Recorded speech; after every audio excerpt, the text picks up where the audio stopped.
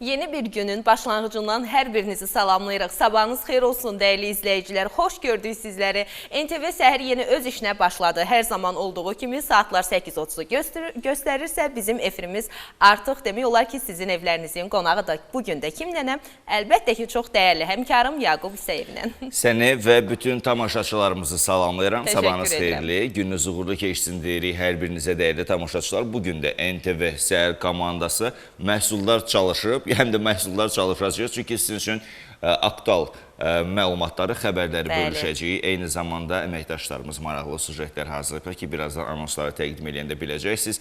Yəni, qonaqlı qaralı da bir proqram sizi gözləyir. Həmişə olduğu kimi qarşıdakı saat yarıma çalışacaq. Sizin üçün maraqlı və rəngarəng eləyək. Bəli, sizin üçün də əgər maraqlı olan mövzular varsa və yaxud da bizlə bölüşmək istədiyiniz hər hansı bir fikirlər varsa yazın gəlsin şəxsiyə yaxud da ki rəsmi Instagram hesabımıza. İndi isə anonsların vaxtıdır. Anonsları izləyək, yenidən burada olacağıq.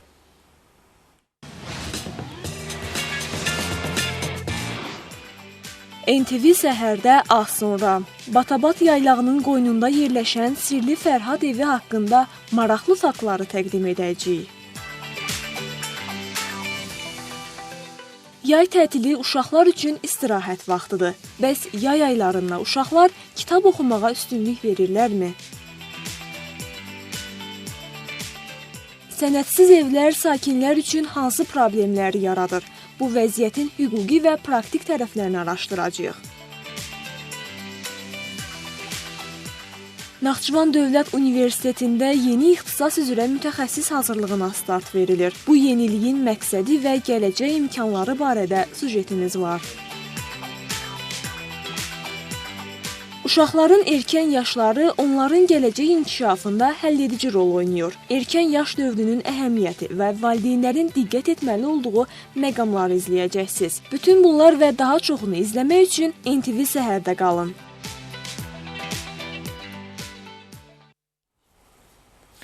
Maraqlıydı, anonsları izlədik. Bəzi sujetlərin ərsəyə gəlməsi doğrudan da böyük bir proses olur. Əməkdaşlarımız hazırlayarkən necə çətinliklərdən keçiblər, nələr ediblər. Bu haqda birazdan məlumat verəcəm. Təbii ki, sujetlərimizin hər biri haqqında danışarkən.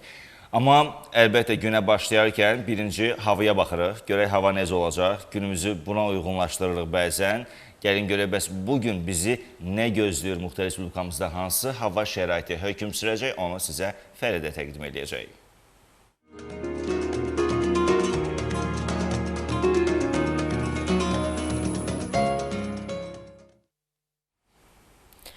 Bugün Muxtar Respublikamızda biraz günəşli, biraz da yağışlı hava şəraiti hökm sürəcək. Daha ətraflı məlumat versəm, 8 iyul tarixində səhər saatlarında havanın temperaturu 21-26 dərəcə aralığında dəyişəcək. Yağış gözlənilmir bu saatlara, günorta saatlarında isə havanın temperaturu bir qədər artacaq, yəni 28-32 dərəcə aralığında olacaq və axşam saatlarında isə havanın temperaturu enərək 25-32 dərəcə aralığında dəyişəcək və bəzi yerlərdə az yağış olacağı da gözlənilir.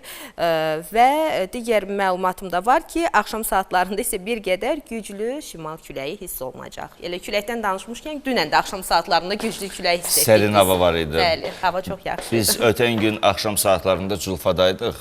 Xüsusən də Ərəfsə, Milaq bölgəsində, kəndləri yaxınlığında da olsun. Yəni külək var idi Fəridəyə. Elə şəhərin mərkəzində də hava küləkli idi. Və ötən gün doğrudan da yaxşı hava var idi. Biz buna yaxşı hava deyirik. Hər bir halda hava şəraitinin necə keçməsindən asılı olmayaraq gününüz əhvalınız xoş olsun deyirik hamınıza və biz başladıq. Fəridə hava haqqında məlumatı təqdim etdi. Ondan öncəsində anonsları izləmişdik.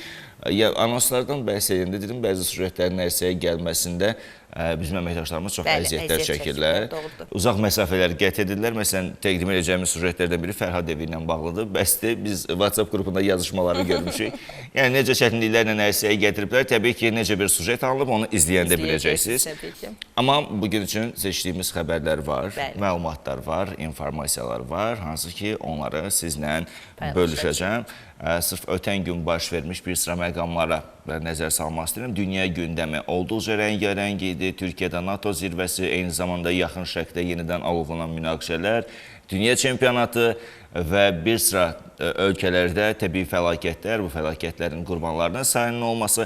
Yəni, əslində negativdən daha çox pozitivə köklənmək istəyirəm, amma dünya gündəmi, həm də ölkə gündəmi xeyli rəngarəng olmuşdur deyə bilərik.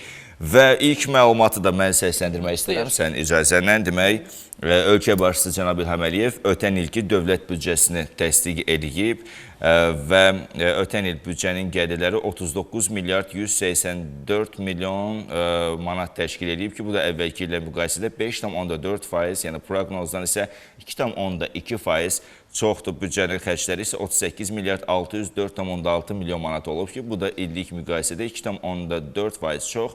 Proqnozdan isə 6,8% azdır. İl ərzində büdcənin profiti 580 milyon manat və yaxud ümumi daxili məhsulun 0,45%-ni təşkil edib.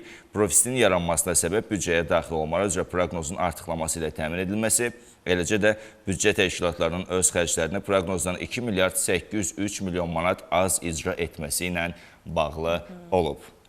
Eyni zamanda dünənki tarixdə baş verən rəsmi xəbərlərdən birində mən bölüşmək istərdim. İyul ayının deməli 7-sində Azərbaycan prezidenti İlham Əliyev ABŞ Senatının Xarici Əlaqələr Komitəsinin üzvü, Avropa və Regional Təhlükəsizlik Əməkdaşlığı üzrə deməli alt komitəsinin sədri senator Steve Dainsi qəbul edib. Prezident İlham Əliyev Donald Trumpın ikinci dəfə ABŞ prezidenti seçilməsindən sonra əməkdaşlıq və qarşılıqlı etimada əsaslanan ikitərəfli münasibətlərimizin uğurla inkişaf etdiyini vurğulayıb və həmçinin əlaqələrimizin strateji tərəfdaşlıq səviyyəsini yüksəldiyini və bunun ölkələrimiz eyni zamanda region üçün nə qədər əhəmiyyətli və önəmli olduğunu qeyd edib. Dövlətimizin başçısı eyni zamanda ABŞ-nin vitse-prezidenti J.D. Vance'in Azərbaycana səfərini məmnunluqla xatırladı. Həmin səfər zamanı Azərbaycan Respublikası hökuməti ilə Amerika Birləşmiş Ştatları hökuməti arasında strateji tərəfdaşlıq xartiyasının imzalanmasının iki tərəfli əlaqələrimizin genişləndirilməsi baxımından əhəmiyyətinə də toxunub və qeyd eləyək ki,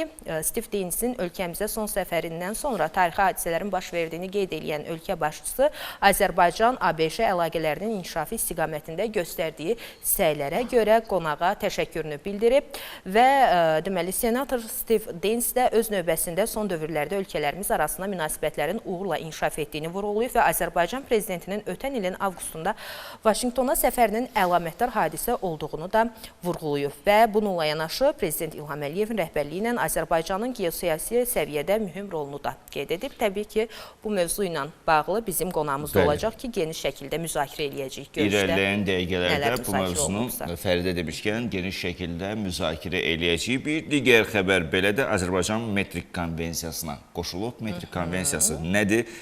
Demək, Prezident İlham Əliyev bununla bağlı qanunu imzalayıb. Qeyd eləyək ki, Metrik Konvensiyası, yəni Metr Konvensiyası belə adlanır. Ölçü vahidlərinin beynəlxalq vəhdətini təmin edən, qlobal standartlaşdırmanın əsasını qoyan tarixi beynəlxalq müqavilədir və 1875-ci il mayın 20-sində Parisdə 17 ölkə tərəfindən imzalanıb. Bu xəbəri də sizinlə bölüşdük. Bir digər məlumatımsa belədir. 2029-cu ildə Azərbaycanda əhalinin siyahıya alınması keçiriləcək. Prezident İlham Əliyev bununla bağlı fərmanı imzalayıb ötən günkü tarixdə siyahıya alınma Azərbaycan ərazi bütövlüyü və dövlət suverenliyi tam bərpa edildikdən sonra ilk dəfə ölkənin bütün ərazisi üzrə əhaliyə dair müfəssəl məlumatların əldə edilməsi və sosial-demografik vəziyyətin qiymətləndirilməsi məqsədini daşıyır. Fərmana əsasən ölkədə 2029-cu il oktyabrın 1-nə olan vəziyyət üzrə əhalinin növbəti siyahıya alınması həmin ilin oktyabrın 1-dən 31-nədək keçiriləcək. Əhalinin siyahıya alınması ilə bağlı hazırlıq işlərinin görülməsi və onun keçirilməsi, yekunlarının işlənilməsi, nəticələrin dərc edilərək yayınlanması Dövlət Statistika Komitəsinə həvalə edilib. Nazirlər Kabineti 2029-cu ildə Azərbaycanda əhalinin siyahıya alınmasına hazırlıq və onun keçirilməsi ilə bağlı tədbirlər planını 2 ay müddətində təsdiq etməli. Əhalinin siyahıya alınması ilə bağlı zəruri məlumatların inzibati mərhələdə əldə edilməsi üçün aidiyyəti dövlət orqanının informasiya ehtiyatlarında və sistemlərində olan müvafiq məlumatların Dövlət Statistika Komitəsinin məlumat bazasının inteqrasiyasının təmin edilməsi ilə bağlı tədbirlər görməlidir. Qeyd edək ki, Azərbaycanda sonuncu dəfə əhali 2019-cu ildə siyahıya alınıb. Yəni bu 10 ildən bir reallaşır. Yenilənir. Elə yenilikdən danışırsa, növbəti bir yeni məlumatımda belədir ki, qaz deməli qurğularının xəritələrindən istifadəyə görə 20 manat dəyərində olan dövlət rüsumu aradan qalxacaq. Belə ki, bu Milli Məclisin Təbii Ehtiyatlar, Energetika və Ekologiya Komitəsinin dünən keçirilən iclasında müzakirə olunan dövlət rüsumu haqqında qanunda dəyişiklik edilməsi barədə qanun layihəsində öz əksini tapıb. Belə ki, yeni qaz təchizatı haqqında qanunda ləğv edilmiş edilmiş 30 iyun 1998-ci il tarixli qanundan fərqli olaraq qaz qurğularının xəritələrinin dövlət rüsumu ödəməklə sifarişçilərə verilməsi müddəası nəzərdə tutulmadığından, deməli, dövlət rüsumu haqqında qanunda müvafiq dəyişiklik edilir. Bir digər məlumatım da belədir. Bu şəxsləri 3000 manata da cəriməyə gözləyir. Söhbət kimlərdən gedir? Bunu bölüşmək istəyirəm. Demək, narkoloji xəstənin məhdudiyyət nəzərdə tutulan işlərə götürənlər 3000 manata da cərimələnəcəklər. Demək, bununla bağlı Prezident İlham Əliyev İnzibati Xətalar Məcəlləsinə dəyişikliyi təsdiqləyib. Məcəlləyə əlavə edilən yeni maddəyə görə narkoloji xəstələrin işlənməsinə icazə verilməyən sahələrdə onlarla əmək müqaviləsinin bağlanması və yaxud müqavilənin uzadılmasına görə vəzifəli şəxslər 3000 manata da məbləğində cərimə ediləcəklər. Bundan başqa, narkoloji xəstələr üçün məhdudiyyət nəzərdə tutulan sahələrdə tibbi yoxlama arayışı olmadan işə qəbula görə vəzifəli şəxslər 1000 manat məbləğində cərimələnəcəklər. Eyni zamanda, ərzaq balansının tərtibi ilə bağlı zəruri məlumatların təqdim edilməməsinə görə də yeni cərimələr müəyyənləşib. Dəyişikliyə görə ərzaq balansının tərtibi üçün fermerlər və tədarükçülər tərəfindən kənd təsərrüfatı məhsullarının təsərrüfat istehsalına dair məlumatların ildə bir dəfə həmin məhsulun yetişdirildiyi istixanalar, saxlanıldığı soyuducu anbarlar və taxıl elevatorları barədə aylıq məlumatların isə növbəti ayın 10-na müvafiq icra hakimiyyəti orqanlarının müəyyən etdiyi orqanın informasiya sisteminə daxil edilməməsinə görə fiziki şəxslər 100 manat məbləğində, vəzifəli şəxslər 200 manat məbləğində, hüquqi şəxslər isə 500 manat məbləğində cərimələnəcəklər. Belə. Dünənki tarix rəsmi görüşlərlə yadda qalıb. Elə bu rəsmi görüşlərdən biri də Xarici İşlər Naziri Ceyhun Bayramovun ölkəmizdə səfərdə olan Zimbabve Milli Assambleyasının sədri Yakob Mutendanın başçılıq etdiyi nümayəndə heyəti ilə görüşü idi ki, belə ki, görüş zamanı Azərbaycanla Zimbabve arasında siyasi dialoqun inkişaf perspektivləri, parlamentlər arası əməkdaşlığın genişləndirilməsi, təhsil, turizm, mədən sənayesi, kənd təsərrüfatı, dövlət xidmətlərinin göstərilməsi sahəsində asan xidmət modelinin tətbiqi və qarşılıqlı maraq doğuran digər sahələrdə əməkdaşlıq imkanları ətrafında fikir mübadiləsi aparılıb. Nazir Ceyhun Bayramov Azərbaycanın Afrika ölkələri arasında əlaqələrin inkişafına verdiyi önəmi xüsusi vurğulayıb və qarşılıqlı səfərlərin parlament diplomatiyasının ikitərəfli münasibətlərin möhkəmləndirilməsinə mühüm töhfə olduğunu da bildirib. Bu kontekstdə beynəlxalq təşkilatlar çərçivəsində qarşılıqlı dəstəyin və əməkdaşlığın davam etdirilməsinin əhəmiyyəti də vurğulanıb, qeyd olunub və tərəflər Azərbaycanın qoşulmama hərəkatının sədrliyi dövründə təşviq etdiyi təşəbbüslər, həmçinin COP29 çərçivəsində qazanılmış nəticələrin inkişaf etməkdə olan ölkələrin maraqlarının irəli aparılması baxımından da əhəmiyyətini vurğulayıblar və tərəflər parlamentlər arası ittifaq çərçivəsində əməkdaşlıq məsələlərini də müzakirə ediblər. Həmçinin qarşı tərəfə regional vəziyyət, keçmiş münaqişə və hal-hazırki sülh gündəliyi, işğaldan azad edilmiş ərazilərimizdə bərpa, yenidən qurma işləri barədə də nazir ətraflı məlumat verib.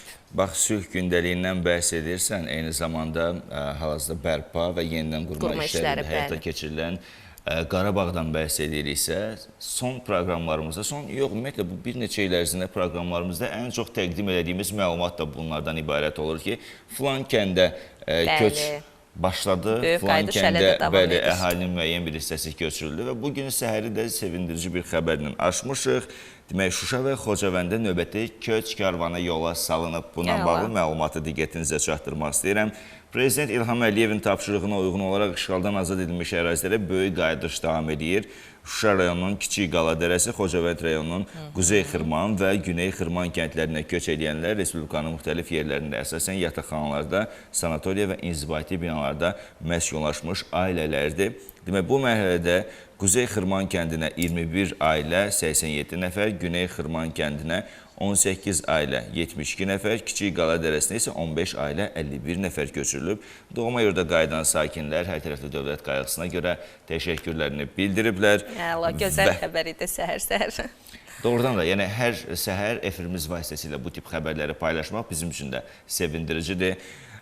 Gün o gün olsun ki, tam olaraq o böyük köç yekunlaşsın və əhalinin doğma yurduna, torpağına geri qayıtsın. Bax, əslində bir məqama diqqət yetirəndə görürsən ki, əhalinin siyahıya alınması 2029-cu ildə tamamlanacaqdır. Mən güman edirəm ki, 2029-cu ilə qədər tam mənasının o böyük köç də yekunlaşmış olacaq. Hər kəs rahatlıqla öz dədə-baba yurduna qayıdıb öz evində məskunlaşacaq. Bəli, onda isə tamam fərqli xəbərləri sizlə bölüşmək ümidi ilə deyirik və biz yenidən istəyirəm anonslarımıza nəzər salaq. Görək bugün nələr gözləyir bizi, proqramımız Təkrar ərzində nəzər hansı yetirək, sujetlərimiz bəli. olacaq.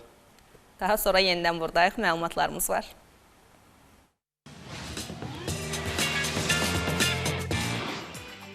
NTV Səhərdə az sonra Batabat yaylağının qoynunda yerləşən sirli Fərhad evi haqqında maraqlı faktları təqdim edəcəyik. Yay tətili uşaqlar üçün istirahət vaxtıdır. Bəs yay aylarında uşaqlar kitab oxumağa üstünlük verirlərmi? Sənədsiz evlər sakinlər üçün hansı problemləri yaradır? Bu vəziyyətin hüquqi və praktik tərəflərini araşdıracağıq. Naxçıvan Dövlət Universitetində yeni ixtisas üzrə mütəxəssis hazırlığına start verilir. Bu yeniliyin məqsədi və gələcək imkanları barədə sujetimiz var. Uşaqların erkən yaşları onların gələcək inkişafında həlledici rol oynayır. Erkən yaş dövrünün əhəmiyyəti və valideynlərin diqqət etməli olduğu məqamları izləyəcəksiniz. Bütün bunlar və daha çoxunu izləmək üçün NTV Səhərdə qalın.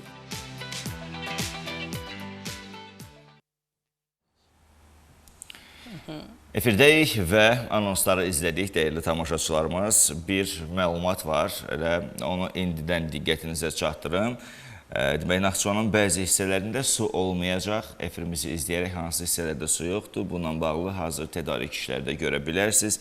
Diametri 355 mm olan magistral su xəttində baş vermiş qəzanın aradan qaldırılması ilə əlaqədar olaraq iyulun 10-u saat 00-dan etibarən Naxçıvan şəhərinin bəzi ərazilərində içməli suyun verilişində gün ərzində müvəqqəti fasilə yaranacaq. Demək, bu barədə iri şəhərlərin Birləşmiş Su Təchizatı xidmətinə məlumat verilib. Bildirilib ki, Zərifə Əliyeva, Əliqulu, Qəmküsar 10-cu və 11-ci küçələr, Atabəylər, Babək, Əlincə, Azərbaycan yaşayış massivləri, həmçinin 6, 54, 56, 58, 60, 61-ci məhəllələr, eləcə də Hacı Niyyət, Qaraçu, Qaraxanbəyli və Bulqan kəndlərini əhatə edəcək fasilələr.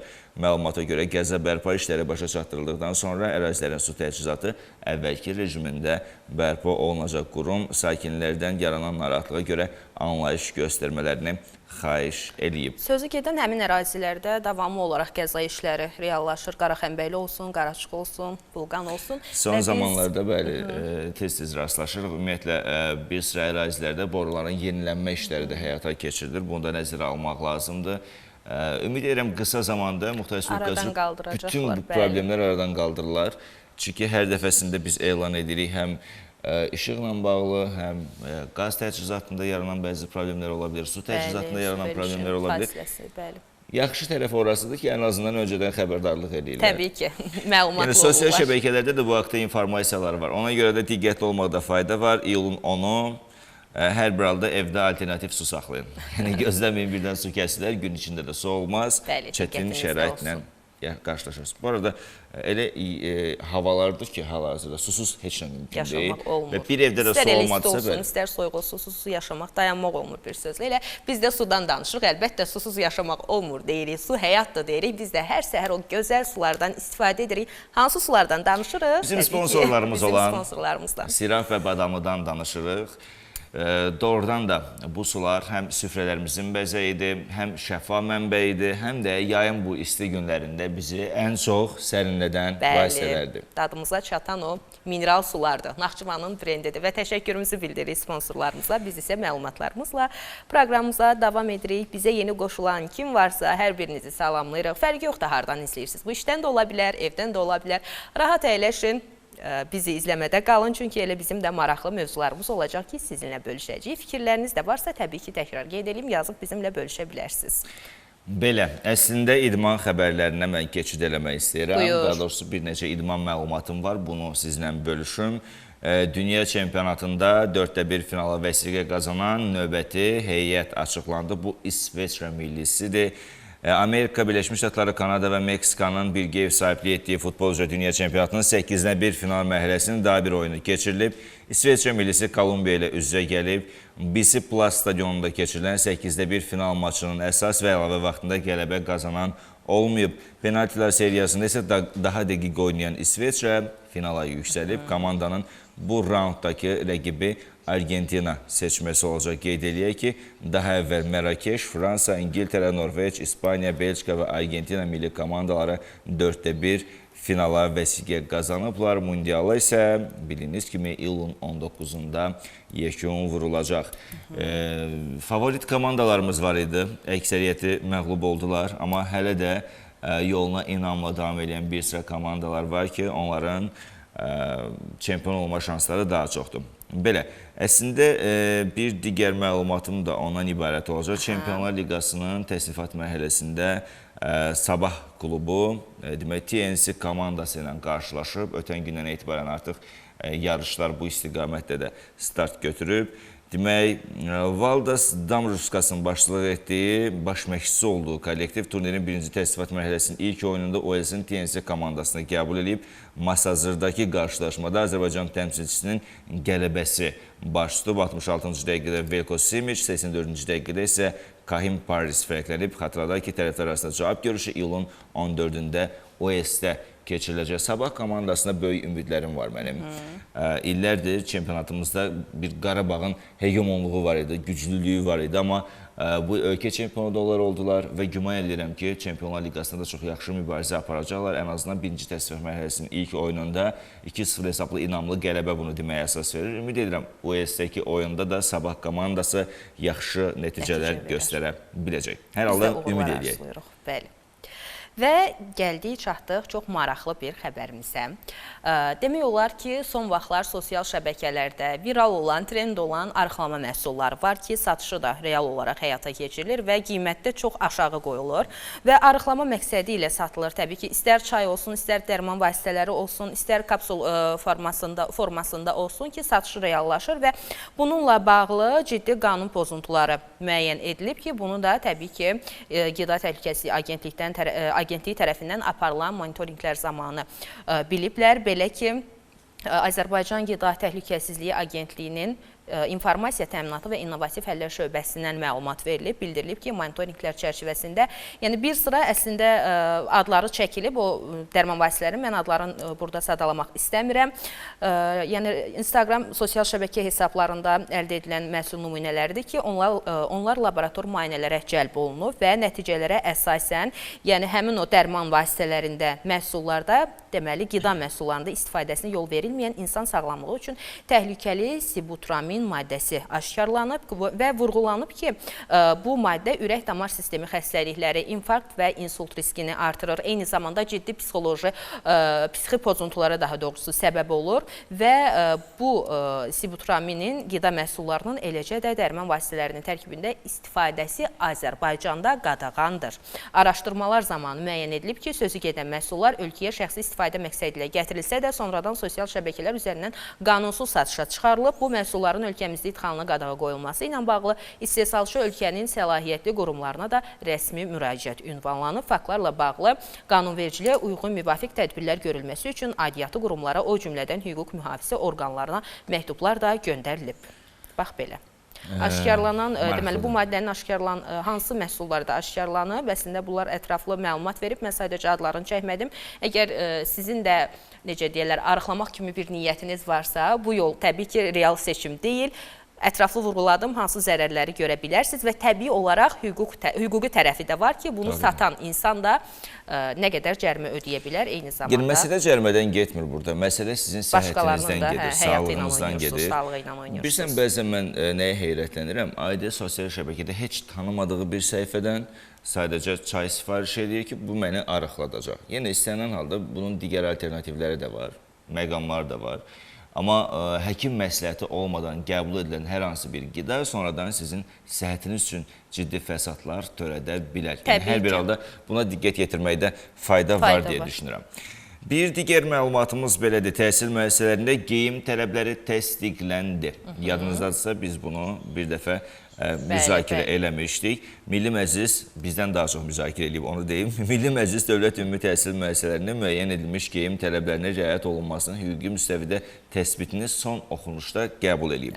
Bununla bağlı Ümumi Təhsil haqqında qanuna dəyişiklik layihəsi parlamentin növbədənkənar sessiyasının ötən günkü iclasında müzakirəyə çıxarılıb. Qeyd edilib ki, təhsil alanlarla bağlı qanunvericilikdə nəzərdə tutulan dəyişikliyin əsas məqsədi mövcud qaydaların hüquqi əsaslarını daha da dəqiqləşdirmək və onların bütün dövlət ümumi təhsil müəssisələrində vahid yanaşma əsasında tətbiqini təmin etməkdən ibarətdir. Sənəddə həmçinin təhsil verənlər üçün də geyimlə bağlı hüquqi əsasın yaradılması vurğulanıb, bildirilib ki, dəyişiklik dövlət ümumi təhsil müəssisələrində peşəkar iş mühitinin və təşkilati mədəniyyətinin daha da möhkəmləndirilməsinə yönədilib. Layihə müzakirələrdən sonra səs verməyə çıxarılaraq 3-cü oxunuşda qəbul edilib. Həm müəllimlər, həm şagirdlər vahid formada olacaqlar. Hər bir halda bu da, mən düşünürəm ki, təhsilin keyfiyyətində də bilavasitə təsir göstərən amillərdən biridir.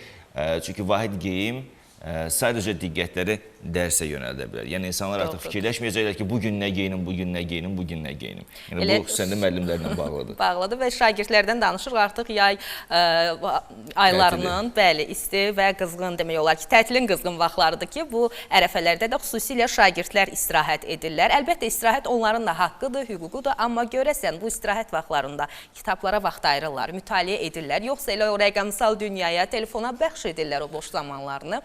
Elə bu barədə biz də araşdırma etmişik. Sən fikrincə necədir? Mənim fikrimcə reallığı qalsa daha çox telefonla məşğuldular. Bəli. Yəni, zamanını kitaba ayıran çox az şagird olduğunu düşünürəm. Amma sıradakı sujetimizdən də əslində müəyyən məlumatlar var. İstənilən halda kitab, yaxud da ki, elə əlində planşet varsa, orada onlayn formatda da kitablarla Bəli, yararlana bilərsən. Yəni, burada valideyn istiqamətləndirməsi önəmli məsələdir. Sujetimizi izləyək, birazdan buradayıq.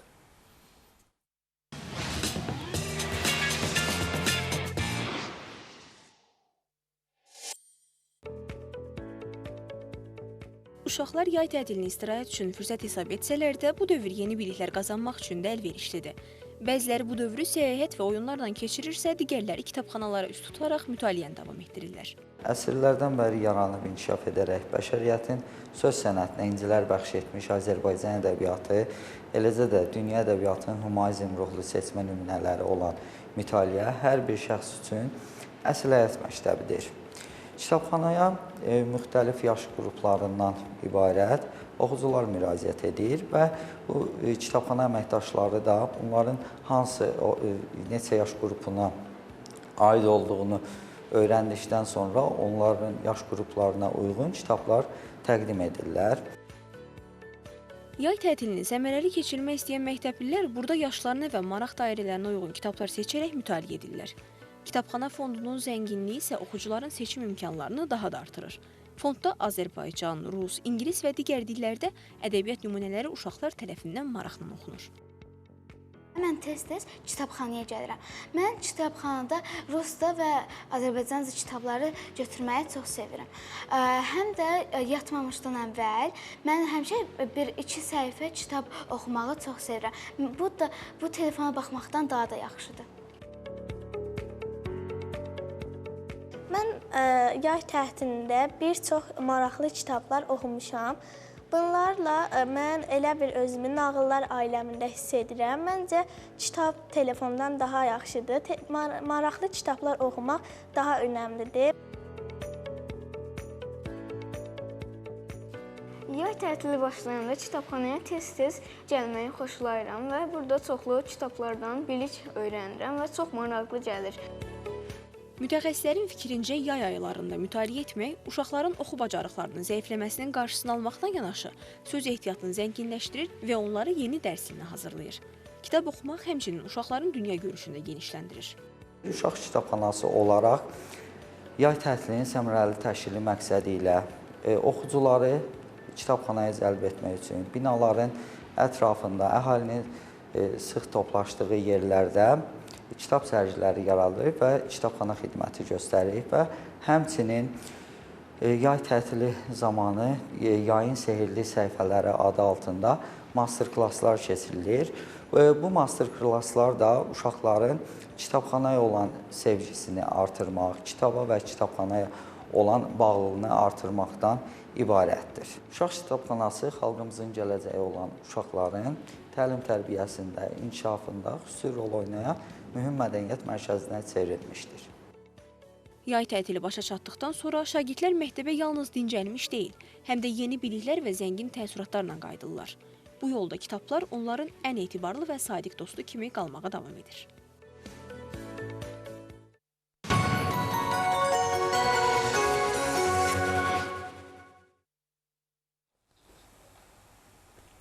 Bəli, könül istərdi ki, elə bu yay tətilini bütün uşaqlar mütaliə ilə keçirsin. Amma təəssüflər olsun ki, qaçılmaz bir reallıqdır ki, daha çox telefona maraq göstərirlər. Və bu istiqamətdə də Yaqub da az əvvəl vurğuladı ki, valideynlərin də öhdəsinə düşən məsələlər var. Doğrudur. Diqqətli olmaq lazımdır və biz studiyamızın qonağı ilə söhbətimizə davam edirik. Əslində, proqramın əvvəlində mən mövzunu bir qədər açdım, məlumat verdim və təkrar xatırladım ki, ötən gün iyul ayının 7-sində Azərbaycan Respublikasının prezidenti İlham Əliyev və deməli İlham Əliyev ABŞ Senatının Xarici Əlaqələr Komitəsinin üzvü senator Steve Dainsi eyni zamanda Türkiyənin Ədliyyə naziri Akan Gürleki qəbul edib və qəbul zamanı hansı mövzular müzakirə olunub, biz elə bütün bu detalları qonağımızla danışacağıq. Qonağımız isə Ali Məclisin deputatı Mövlan Məmmədovdur. Xoş gəlmişsiniz, sabahınız xeyir olsun Mövlan müəllim. Xoş bir gün arzu edirik sizə. Mövzu ümumiyyətlə təkcə bu görüş və birgə xartiyanın imzalanması məsələsindən daha çox son illərdə Azərbaycan və Amerika Birləşmiş Ştatları arasında strateji əməkdaşlığın genişləndirilməsidir və bu görüş də demək olar ki, bilavasitə bir vəsilə oldu müəyyən məqamların aydınlığı gətirilməsinə. Strateji tərəfdaşlıq xartiyası demək imzalandı və bu əlaqələrin rəsmən strateji tərəfdaşlıq səviyyəsinə yüksəlməsi bütövlükdə region üçün hansı təhlükəsizlik və əməkdaşlıq perspektivlərini vəd edir? İstəyirəm bu aspektdən biraz yanaşma eləyək. Çox sağ olun. Çox belə deyim, aktual mövzuya toxundunuz həqiqətən də. Yəni Amerika Birləşmiş Ştatlarının vitse-prezidenti J.D. Vance'in Azərbaycana səfəri və bu səfər çərçivəsində strateji tərəfdaşlıq xartiyasının imzalanması Azərbaycanla Amerika Birləşmiş Ştatları arasında olan belə deyim, əməkdaşlıq sahəsinin hüquqi cəhətdən yəni təsdiqi kimi də bunu qiymətləndirmək olar. Düzdür, bu xartiyanın imzalanması ötən il avqustunda Amerika Birləşmiş Ştatlarında imzalanmış belə deyim, üç tərəfli görüş nəticəsində işçi qrupunun yaradılması ilə bağlı razılığa gəlinmişdi və J.D. Vance'in də Azərbaycana səfəri zamanı artıq bu xartiya imzalandı. Bu xartiyanın imzalanması bir neçə Amerika Birləşmiş Ştatları ilə Azərbaycan arasında bir neçə sahələri əhatə eləyir. Birinci, mən qeyd edərdim, enerji təhlükəsizliyi ilə bağlı məsələ. Azərbaycanla Amerika Birləşmiş Ştatları arasında enerji məsələlərində belə deyim, razılaşmanın əldə olunması, əlaqələrin inkişafı. Bilirsiniz ki, Azərbaycan bu baxımdan ən əhəmiyyətli ölkələrdən biridir. Çünki Azərbaycanda neft və qaz sektorunun inkişafı, bununla yanaşı qeyri-neft və qaz sektorunun inkişafı, bərpa olunan enerji mənbələrinin qurulması və inkişafı.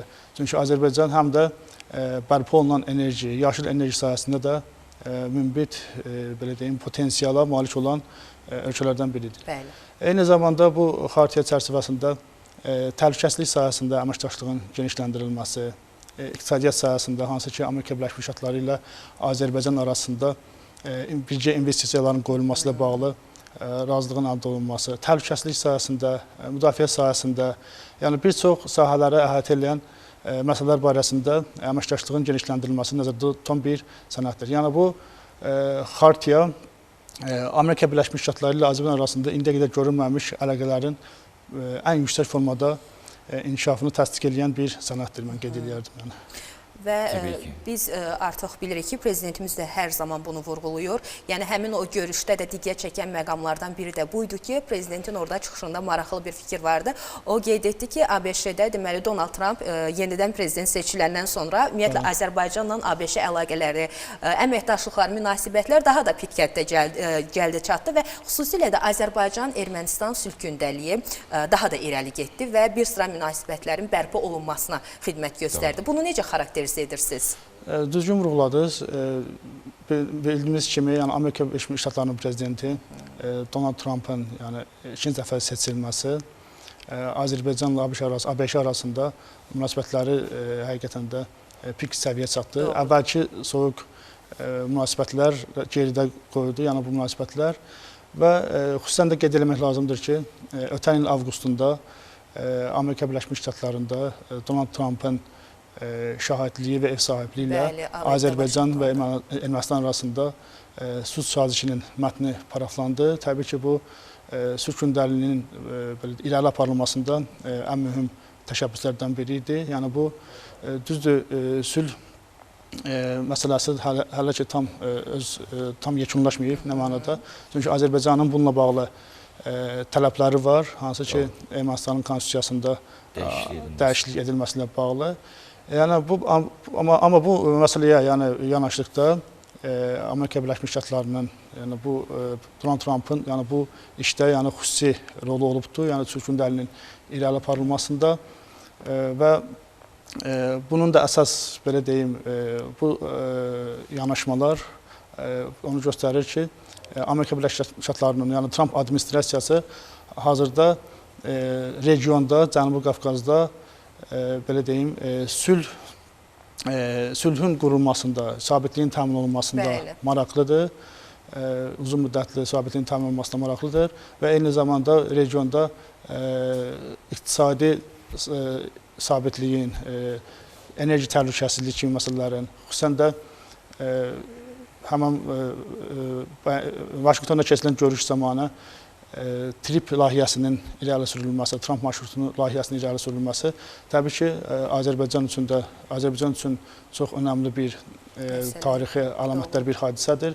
Çünki bu TRIP layihəsinin həyata keçirilməsi ilə Azərbaycanın əsas hissəsi ilə Naxçıvan Muxtar Respublikası arasında maneəsiz bağlantı yaradılır, gediş-gəliş. Bununla yanaşı enerji, belə deyim, təkcə burada yol məsələsi deyil, yəni dəmir yolu və yaxud da ki, avtomobil yolu ilə yanaşı eyni zamanda enerji xətlərinin çəkilməsi, fibr optik kabellərinin çəkilməsi, yəni ümumiyyətlə ümumi bağlantıların yaradılması fonunda mühüm bir görüş olmuşdur, layihə təşkil edir. Yəni bu baxımdan ötən il Amerika Birləşmiş Ştatlarında qeyd etdiyimiz kimi Donald Trumpın şahidliyi ilə həyata keçirilən bu görüş və sülh müqaviləsinin paraflanması təbii ki, regionumuz üçün, Cənubi Qafqaz üçün çox mühüm əhəmiyyətə malik olan bir tarixi hadisədir. Doğrudur.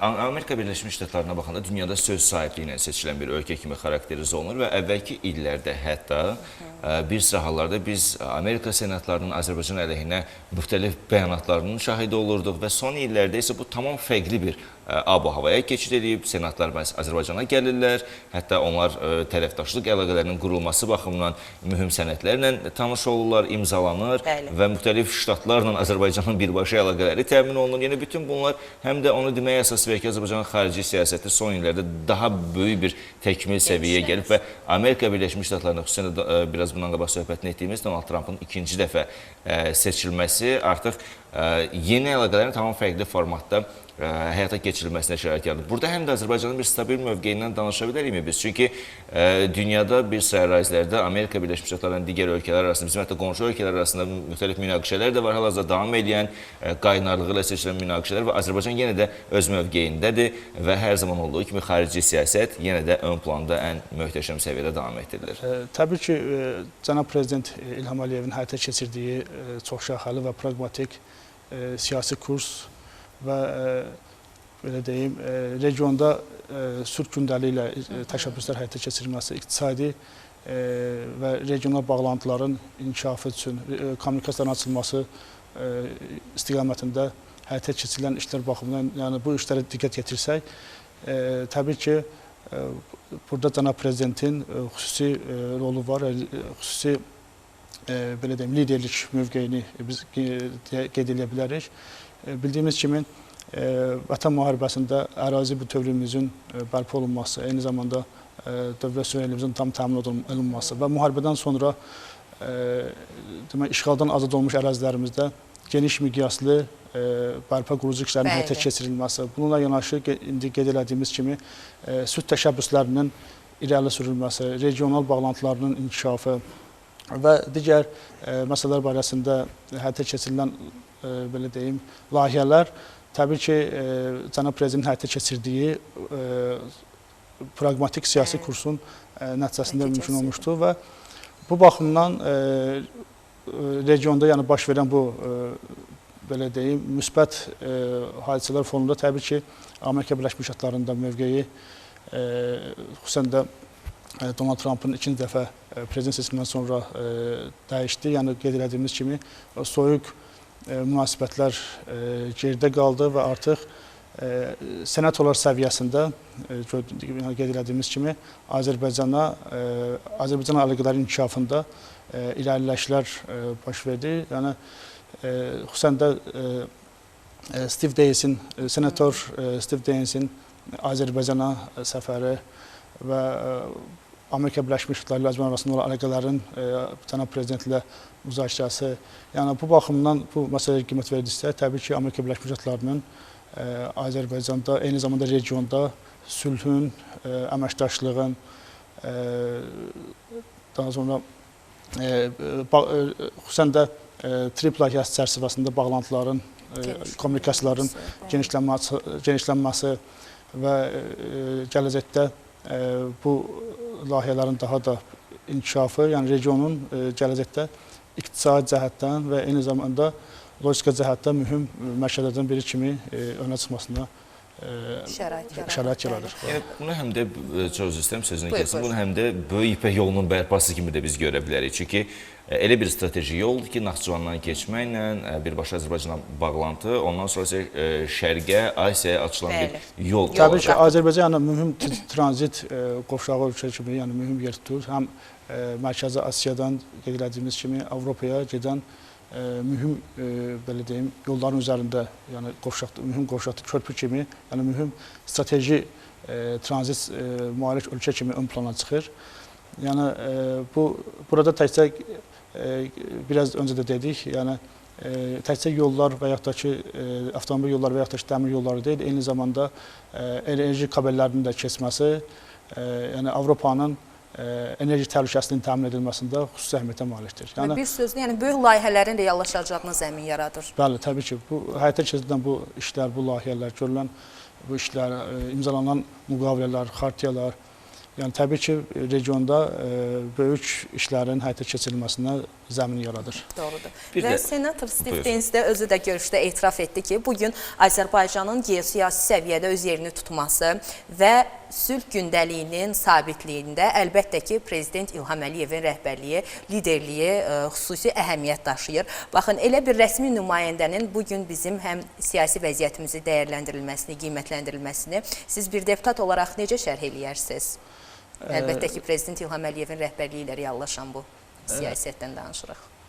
Təbii ki, yəni bu biraz öncə də qeyd etdiyim kimi cənab prezidentin həyata keçirdiyi bu xarici siyasət kursu, siyasi kurs regionda qeyd etdiyimiz kimi həm sülh gündəliyinin həyata keçirilməsində, sülhün qurulmasında, regionda siyasi sabitliyin ortaya çıxmasına, eyni zamanda iqtisadi və enerji təhlükəsizliyi məsələlərində mühüm əhəmiyyətə malik olan bir siyasətdir.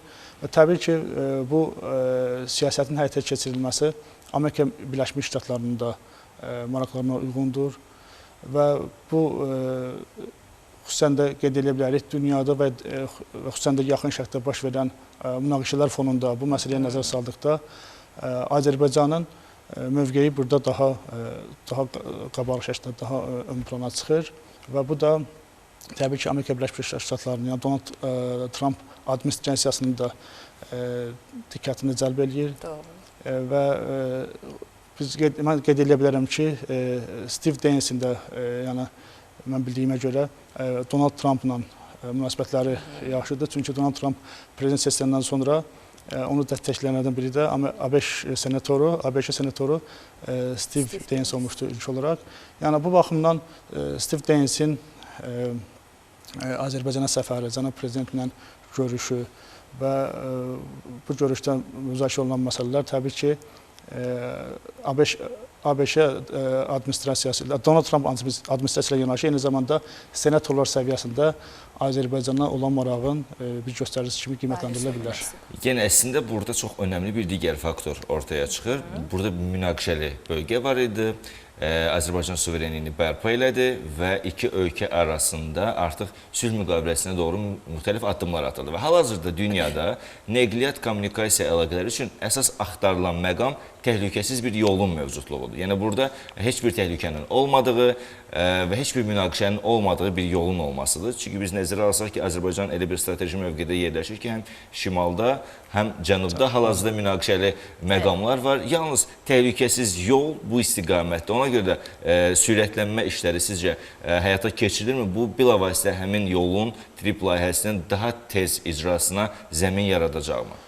Düzgün oladınız. Yəni biraz öncə də bunu qeyd elədik.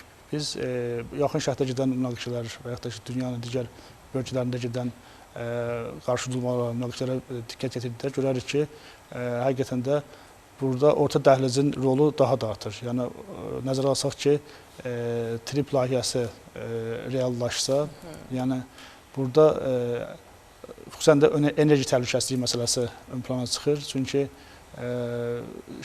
şimaldan cənuba, həm şimaldan cənub arasında, həm də ki şərqdən qərb arasında, yəni Azərbaycan çox mühüm strateji mövqeyə malik bir ölkədir. Yəni burada enerji kabellərinin ötürülməsi baxımından və yaxud da ki enerji boru layihələrinin həyata keçirilməsi baxımından yeni neft qaz layihələri də olur əlbəttə. Təbii ki, bunlara da zəmin yaradır. Yəni bu baxımdan orta dəhlizin inkişafı, Azərbaycanın orta dəhlizin əsas segmentlərindən olması və təbii ki, yüklərin daşınması baxımından, yəni günlərin biri var, məsələn, uzaq yolla bunu Avropaya çatdırasan, dolayı yolla. Təbii ki, bu orta dəhlizin mühüm halqası kimi Azərbaycanın bu prosesdə iştirakı Avropanın enerji təhlükəsizliyinin təmin edilməsində, belə deyim, həm də ki, yüklərin göndərilməsi sayəsində, yəni günlərin daha tez müddətdə başa çatdırılmasında yəni əhəmiyyətli rola malikdir. Yəni təbii ki, bu layihələr reallaşarsa, bu həm ölkəmiz üçün, həm region üçün, həm regionda yaşayan ölkələr üçün mühüm əhəmiyyətə malik olan bir layihə olacaqdır. Biz deməli ABŞ Senatı ilə Prezident İlham Əliyevin görüşündən kifayət qədər danışdıq. Əslində mövzu çox dərindir. Sadəcə olaraq vaxt baxımından biz əsas detalları vurğuladıq və biz əlbəttə tək bu görüşdən deyil, eyni zamanda Türkiyənin Ədliyyə Naziri Akın Gürləkin də Prezident İlham Əliyevlə görüşündən danışacağıq. Orada da əsas nələr müzakirə olundu? Təbii ki, qardaş ölkədir və deməli qardaş ölkə ilə bizim əlaqələrimizin möhkəmləndirilməsi daha realdır və daha tez başa gələn bir mərhələdir düşünürəm. İstərdim bir qədər də bundan danışaq. Hansı məsələlər müzakirə olundu və yaxud da ki, irəlidə görüləcək deməli mövzular nələrdir? İlk öncə qeyd edeyim ki, Türkiyə regionda Azərbaycanın əsas strateji tərəfdaşıdır. Yəni bildiyimiz kimi Türkiyə ilə Azərbaycan arasında Şuşa bəyannaməsi imzalanmışdır ki, bu Azərbaycanla Türkiyə arasında münasibətləri strateji müttəfiqlik səviyyəsinə qədər gətirib çıxarmışdır. Təbii ki, Türkiyə ilə Azərbaycan arasında enerji sahəsində əməkdaşlığın genişləndirilməsi məsələləri, təhlükəsizlik sahəsində iqtisadi əməkdaşlıq, yəni bir çox sahələri əhatə edən məsələlər barəsində müzakirələr aparılmışdır, siz qeyd etdiyiniz kimi. Və bir məsələni də qeyd edə bilərəm ki, yaxın günlərdə Avropa Komissiyasının prezidenti Ursula von der Leyen'in Azərbaycana səfəri və bu səfər çərçivəsində verdiyi bəyanatlar, səsləndirdiyi fikirlər, eyni zamanda Türkiyəyə səfəri. Yəni bütün bu, belə deyim, fəaliyyətlər onu göstərir ki, Azərbaycan geosiyasi cəhətdən yəni çox mühüm dünya ölkələri üçün, Avropa üçün çox mühüm strateji əhəmiyyətə malik bir ölkədir. Yəni bu Azərbaycanın həyata keçirdiyi layihələr və xüsusən də qeyd edə bilərik, məsələn, Cənub qaz dəhlizini, hansı ki, bu layihənin həyata keçirilməsi təbii ki, Avropanın enerji təhlükəsizliyinin təmin edilməsində, eyni zamanda Türkiyənin enerji, belə deyim, təhlükəsinin təmin edilməsində xüsusi əhəmiyyətə malik olan proseslərdir. Teşekkür edirik sizə Mövlam müəllim. Çox sağ olun. Minnətdarıq və səhər-səhər bizim vacib suallarımızı cavablandırdınız və belə deyək, siyasi gündəmə də bir növ nəzər salmış olduq sizinlə. Minnətdarıq və bir daha dəyərli tamaşaçılarımız qeyd eləmək istəyirəm ki, proqramımızın qonağı Ali Məclisin deputatı Mövlam Məmmədov idi və biz Azərbaycan, ABŞ, eyni zamanda Türkiyə əlaqələrinin müəyyən detallarına, müəyyən məqamlarına nəzər saldıq. Son səfərlər və son səfərlərin əhəmiyyəti, imzalanan tərəfdaşlıq müqavilələri. Yəni bir sözlə geniş bir yanaşma oldu proqramımız ərzində və biz təqdim edirik hansı süjetimizi? Hansı ki, mən əvvəlində danışmaq istəyirəm. Söhbətimizi yekunlaşdırdıq, amma proqramımız təbii ki, davam edir. Çox maraqlı bir sujet təqdim eləyəcək. Yaqub bəhs etmişdi haqqında. Batabat yaylağında, qoynunda ən yüksək zirvələrindən birində yerləşən Fərhad evindən danışırıq. Əməkdaşlarımız min bir əziyyətlə gedib ora çəkilişə. Təbii ki, bu çəkiliş komandası elədir ki, burada sadəcə redaktor və yaxud da ki, ekran qarşısında görünən deməli, əməkdaş rol oynamır. Eyni zamanda operatorumuz var, Rafət Kərimovdur, sürücümüz var, Namiq Əmidə, bəli, hər birinə ayrıca təşəkkürümüzü bildiririk. Əziyyət çəkiblər, gəlin biz o əziyyətin bəhrəsini izləyək.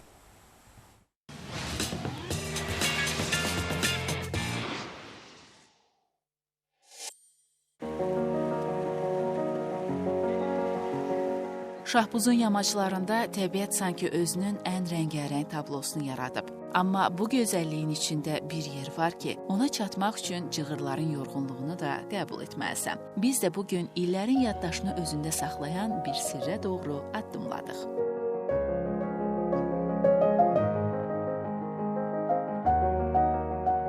Batabat sərin havası və mənzərələri ilə hər kəsə tanışdır. Ancaq bu dağların qoynunda tarixə işıq salan, haqqında müxtəlif rəvayətlər dolaşan bir məkanda var ki, ora arxamda gördüyünüz Fərhad evidir. Eramızdan əvvəl 1-ci minilliyin sonlarına aid olan abidə bütöv bir liparit tuf qayasının içərisində qazılıb. Qədim insanların metal alətlərlə yaratdığı bu mühəndislik möcüzəsi düz bir xətt üzrə uzanan 4 otaqdan ibarətdir.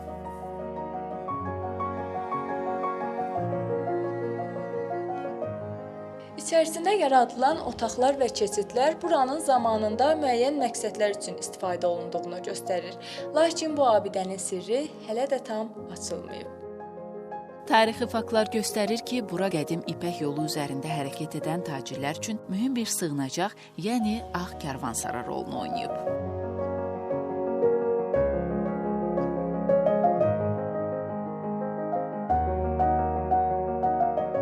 Qədim abidənin Fərhad evi adlansa da, çox qədimdə karvan yolu üzərində yerləşən karvansaralardan biridir.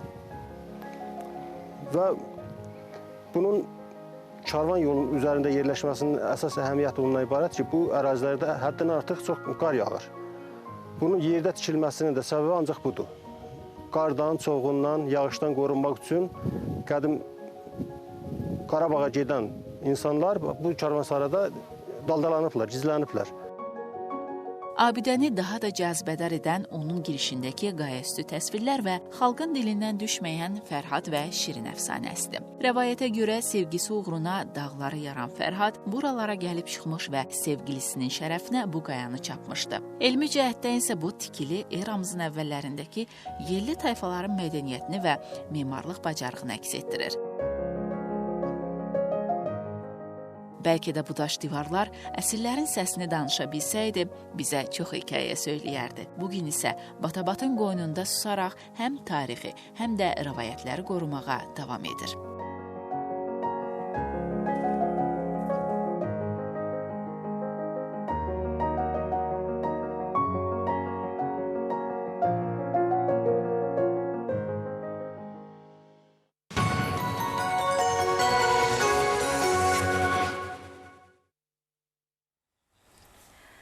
Çox gözəl bir səyahət etdik. Təşəkkür edirik bir daha əməkdaşlarımıza, əziyyət çəkiblər. Biz isə proqramımıza növbəti qonaqlarımızla, söhbətimizlə davam edirik. Mövzumuz nədir? Elan edim, süni intellektdən danışırıq.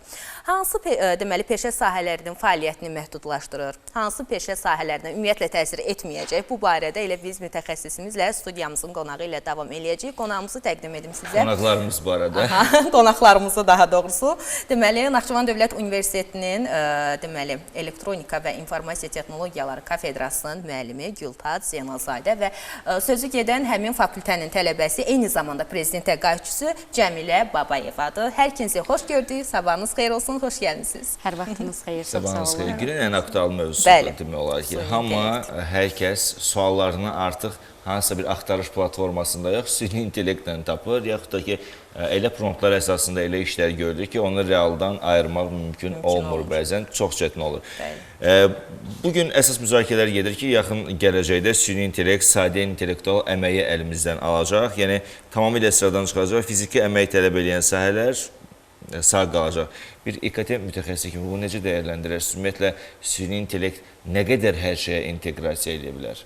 İlk olaraq onu deyim ki, süni intellekt bugün həyatımızın həqiqətən ayrılmaz bir hissəsinə çevrilib və öz faydaları ilə birlikdə olduqca böyük təhdidlər və risklər də gətirir. Məsələn, sizin dediyiniz kimi intellektual əməyi yavaş-yavaş sıradan çıxarır.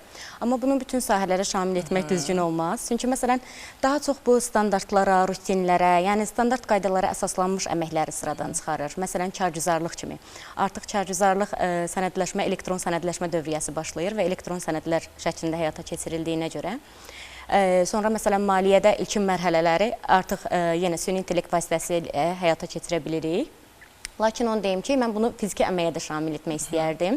Çünki bildiyiniz kimi bir sıra sahələr var ki, logistika, ambar, istehsalat, kənd təsərrüfatı bu sahələrdə avtomatlaşdırma sürətlə inkişaf edir və bu da birbaşa robototexnikanın inkişafı ilə bağlıdır.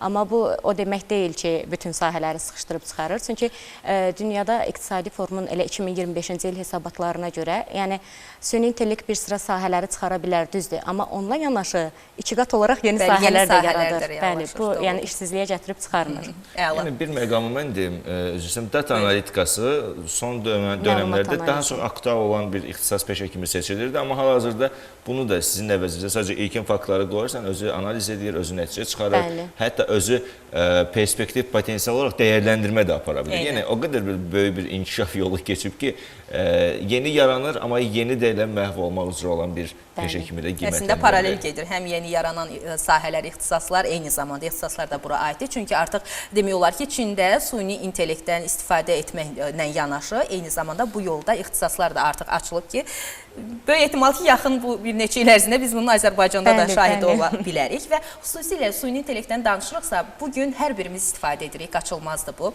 Xüsusilə də tələbələrin istifadəsi bizim diqqət mərkəzimizdədir. Elə Cəmilə, sənlə davam eləyək bu söhbətə. Tələbələrdən danışırıq, sən də potensiallı, uğurlu tələbələrdən birisən. Sənin süni intellektdən istifadə etmən və dərs prosesində bunu tətbiq etmən qayda necədir? Necə istifadə edirsən? Bəli, bildiyimiz kimi bugün süni intellekt hər sahədə istifadə olunduğu kimi təhsil sahəsində də, öyrənmə prosesində də geniş şəkildə istifadə olunur. Həm tələbələr tərəfindən, həm şagirdlər tərəfindən, hətta mən deyirəm ki, müəllimlər tərəfindən də istifadə olunur. Və mən də bir tələbə olaraq süni intellektdən dərs prosesində istifadə edirəm. Lakin burada bir neçə önəmli məqamlar var ki, yəni süni intellektin də istifadəsinin məncə bir limiti olmalıdır.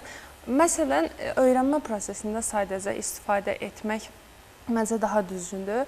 Nə mənada? Məsələn, biz məktəbi yeni bitirmiş, indi mən birinci kursam, universitetə yeni başlamış, şagirdlikdən tələbəliyə keçmiş gənclər olaraq, məktəb mühitində müəllimlər və ya hazırlıqlarda, məşğələlərdə müəllimlər şagirdə, abituriyentə fərdi yanaşır və onun məsələn dərs izahından sonra hər kəsdən başa düşüb düşürmədiyi soruşulur ya da hər kəsin səhv etdiyi suallara bir-bir baxılır.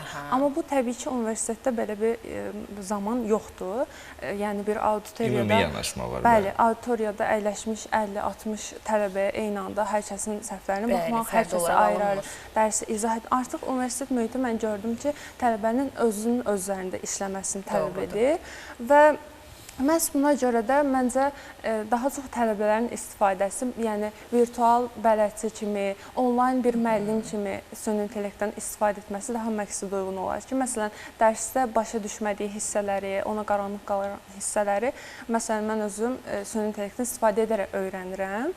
Yəni dəfələrlə artıq müəllimləri narahat etməyə gərək qalmır və ya məsələn, bir mövzunu öyrəndikdən sonra mənə o mövzu ilə əlaqəli tapşırıqlar verməsini istəyirəm. Bu da mənim bildiklərimi gücləndirməyimə kömək eləyir. Amma dediyim kimi, süni intellektdən də istifadənin bir limiti olmalıdır. Artıq tələbələr bir tapşırığı bütünlüyü ilə ev tapşırıqlarını, sərbəstlikləri bəzən rastlaşırıq, süni intellektdə etdirirlər. Hətta tez işləridir, yəni hamısını demək olar ki, süni intellektdə etdirirlər və mən düşünürəm ki, bir sıra şəxslər hətta bundan sonra magistr müdafiələrini, doktorluq dissertasiyalarını hamısını bununla edəcəklər.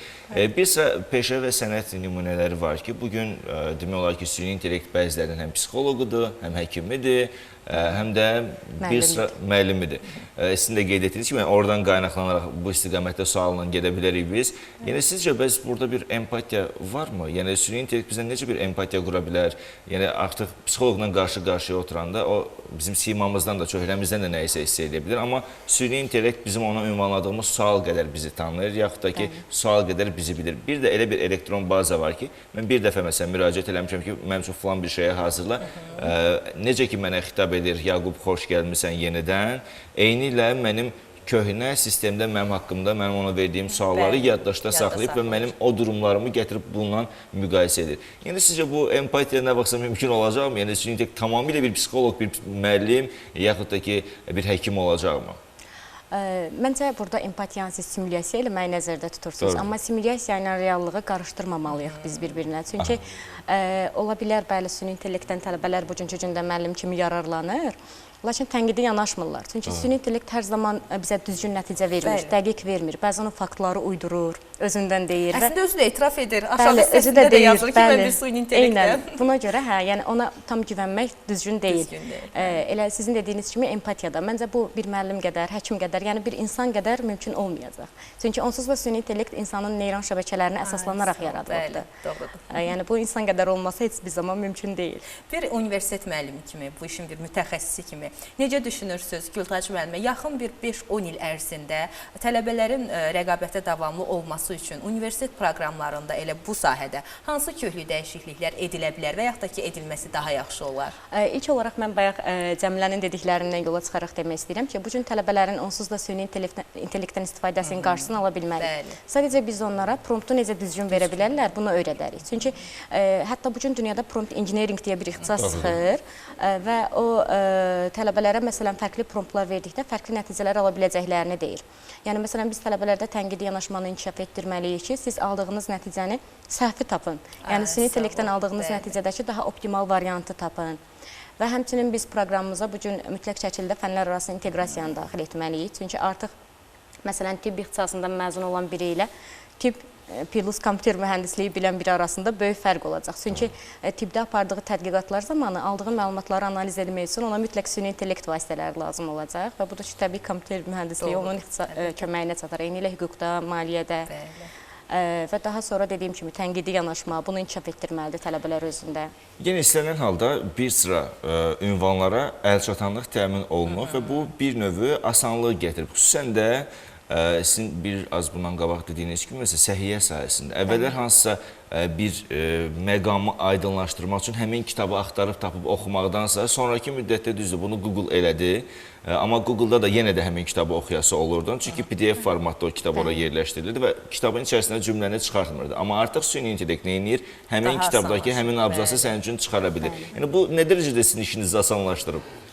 Təbii ki, süni intellektin istənilən hər datıya bu qədər sürətli şəkildə, bu qədər asan şəkildə əl çatanlığı, yəni bizim istədiyimiz hər məlumatı saniyələr içində əldə etməyimiz vaxtımıza qənaətdir, enerjimizə qənaətdir və təbii ki, öyrənmə prosesində də bizə yardımcı olur. Amma mən düşünürəm ki, bundan artıq həddindən çox istifadə etmək, yəni dediyim kimi bütün işlərimizi, bütün tapşırıqlarımızı ona etdirmək ya da bütün işimizi süni intellektə bağlamaq getdikcə tələbələr də və istifadə edən şagirdləri də məncə tənbəlləşdirəcək və onların məntiqi təfəkkürü, özlərinə məxsus düşünmə qabiliyyəti, tənqidi yanaşmaları, kreativliyi getdikcə zəifləyəcək məncə. Yəni mənfi təsir də göstərəcək. Ona görə mütləq miqdarında istifadə etmək lazımdır.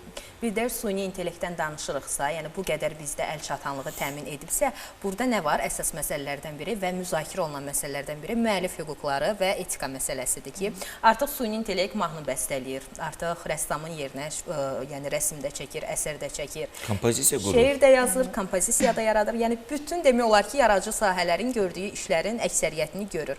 Bəs bu yaxın gələcəkdə peşə yaradıcılarını, ya daha doğrusu bu kimi peşənin sahiblərini necə təsir edə bilər? Nə düşünürsünüz bu barədə? Ümumiyyətlə, yəni gələcək fəaliyyətlərdə necə məhdudlaşdıra bilər?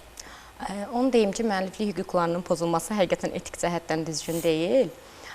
Amma burası da var ki, məsələn, bu çox normal bir haldır da. Çünki süni intellekt ola bilər bəzən mənbələrdən düzgün məlumat götürməsin, hansı ki, pirat mənbələrdən. Bu, dediyimiz kimi, bayaq faktları uydura bilir və pirat mənbələrdən məlumatı götürdükdə müəlliflik hüququ avtomatik şəkildə pozulur. Amma onda deyim ki, bu, biraz bəstəkarların, rəssamların ola bilər işini çətinləşdirsin, düzdür.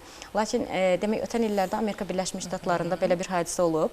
Bir qrup yazısı məhkəməyə Anthropic Cloud AI-dan o şirkəti şikayət edir. Və bu zaman təsəvvür edin 1.5 milyard dəyərində təzminat alırlar. Yəni bu belə hesablayıblar ki, kitabın birini bunlar maksimum $100 satsa belə, burada $3000 düşür. Yəni bunlar ödənişi artıq insanlardan almayacaq, daha çox süni intellekt şirkətlərindən alacaq. Yəni məsələn musiqi, eyni ilə musiqi şirkətləri də elə olacaq. Suno adlı bir dənə süni intellekt saytı var ki, hansı ki musiqiləri özü bəstələyə bilir. Onlar əməkdaşlıq imzalayıblar, həmin musiqi şirkətindən müəyyən musiqiləri alırlar və onun qarşılığında ödəniş edirlər. Yəni artıq insanlar yox, süni intellekt şirkətləri ödəyəcək. İşi nə qədər inkişaf elətdiriblər ki? Bilirsən, əvvəllər bizim ən çox istifadə edədiyimiz Siri var idi, bizim telefonumuzdan bağlı müəyyən suallara cavab verirdi, yaxud da ki, Google Assistant var idi. Hər biri milyardlarla dəyərində investisiyaya sahib şirkətlər idi və hal-hazırda heç Siri'dən heç nə soruşan yoxdur, Google Assistantdan nəsə soruşan yoxdur. Hər kəs ya chatdan soruşur, ya Gemini'dan soruşur, yaxud da ki, digər alətlərdən soruşur. Yəni, bizim günümüz də bundan ibarət. Hətta mən öz adıma deyərəm ki, mən Gemini'ya ay ərzində müəyyən qədər bir vəsait də ödəyirəm. Tək ona yox, həm də ChatGPT-yə. Çünki bizim işimiz bilavasitə videoların hazırlanması, şəkillərin hazırlanması və burada ən yaxşı keyfiyyətdən istifadə etmək istəyir. Hətta çox gözəl səsləndirmə proqramı var. Mən ondan istifadə edirəm, aylıq pul da ödəyirik. Müəyyən bizə məbləğ qarşılığında söz formalaşması, səsləndirmə edir. Öz səsimi oraya inteqrasiya eləmişəm, artıq mən heç nə səsləndirmirəm, mətni atıram və mənim səsimdən səsləndirib təqdim edir. Düşünə bilirsən, yəni bu artıq insanların işini bilavasitə asanlaşır. Mən özümə əziyyət verib mikrofon qarşısında keçmirəm. Yəni bir yerdən sonra düşünürəm ki, artıq müxtəlif insanların müxtəlif peşələrinə heç ehtiyac qalmayacaq. Yəni bu dublyaj sənəti olsun, artıq buna ehtiyac qalmayacaq. Sadəcə sizin əlinizdə mətn varsa, mətni verəcəksiniz. Hətta emosional səsləndirir. İşin orası odur ki, burada məntiqi vurğuları bəzi insanlardan daha düzgün icra edir. Yəni, ümumi mənada götürsək, insanlar bu rəqabətdən geri qalmamaq üçün nələr eləməlidirlər, hansı rəqəmsal bacarıqlarını formalaşdırmalıdırlar ki, heç kimdən geri qalmasınlar? İstəyirəm buna aydınlıq gətirək. Bəli, bugünkü zamanda rəqəmsal bacarıq artıq ehtiyac deyil, zərurətdir. Yəni, sırf IT mütəxəssisləri üçün yox da. Bunu sizin dediyiniz kimi hər bir sahə öyrənməlidir. Bəli. Bir də sizin dediyinizdə bir şey əlavə eləmək istəyirəm. Bu deepfake var da, səslərin saxtalaşdırılması, yazılar, bəli, video saxta videolar. Bunun özü dezinformasiyadır və bu süni intellektin gətirdiyi ən böyük təhlükələrdən biridir.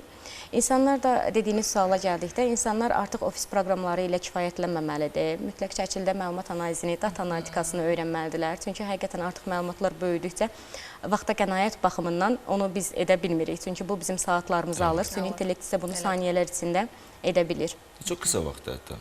Bəli. Yəni gözünü yumub açsan ki, məlumat orada hazırdır. Live-on-Labs adlı səhifə, siz dediyiniz kimi səslər. Məsələn, burada səs nümunələri var. Bu filan kəsin səsidir, bu filan kəsin səsidir.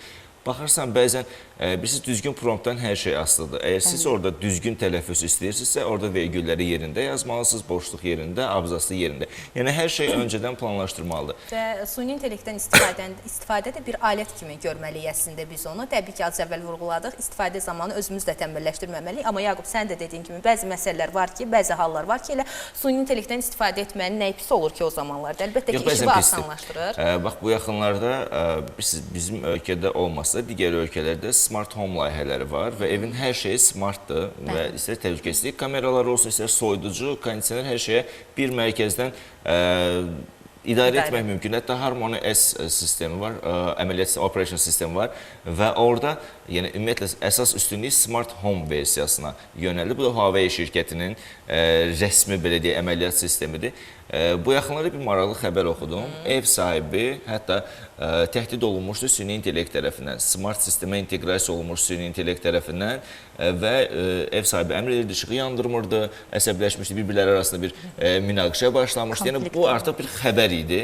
Əslində bizi daha fərqli təhlükələr də gözləyə bilər. Yəni, hər şey süni intellektə inteqrasiya edəndən sonra hal-hazırda mənim bütün informasiyalarım süni intellektdə var. Bu düzgün deyil, amma hətta biz fotolar da yüklüyük. Yox, yəni o qətiyyən düzgün deyil. Çünki bilirsiniz də, ChatGPT özü Pentagonla müqavilə imzalayıb da biz şəxsi məlumatlarımızı süni intellekt vasitələrinə verməməliyik. Xüsusən də kimliyimizi, şəxsiyyət vəsiqəmizi. Amma təəssüflər olsun ki, bunu yəni istənilən halda istər-istəməz edirsən, çünki buna bir ödəniş eləmək lazımdır və ödəniş eləmək üçün məcbur kart məlumatlarını daxil edirsən, e-mail daxil edirsən. Bəli, amma şəxsiyyət vəsiqəsində məsələn bəziləri var PIN kodun verir. Bu yəni heç yol verilməz haldır. Yəni fin kodu şəxsiyyət vəsiqənin o fin kodunu niyə süni intellektdə? Bəli. Bəzən edirlər. Çünki təhlükəsizliyimizi pozmuş oluruq da, məxfiliyimizi qorumalıyıq öz informasyamızın paylaşılmaması üçün.